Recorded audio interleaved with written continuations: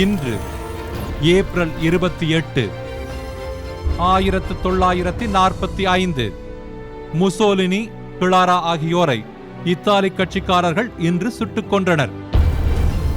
1942 தமிழ் தாத்தா உவே சாமிநாத ஐயர் இன்று திருக்கழுகுன்றத்தில் காலமானார். தமிழையே மூச்சாக கொண்டிருந்த அவர் 87 ஆண்டுகள் வாழ்ந்தார்.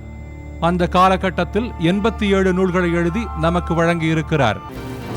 1969 பிரான்ஸ் 5ஆம் குடியரசை உருவாக்கிய அதன் முதலாவது அதிபராக இருந்த சார்ல்ஸ் டி கவுல் பொதுவாக நடைபெற்ற மக்களவையின் வாக்கெடுப்பில் தோல்வியடைந்ததை தொடர்ந்து தனது பதவியிலிருந்து விலகினார். இன்று 1937 ஈராக்கின் முன்னாள் அதிபர் சதாம் ஹுசேன் டிக்ரிட் நகரத்திற்கு அருகே இன்று பிறந்தார்.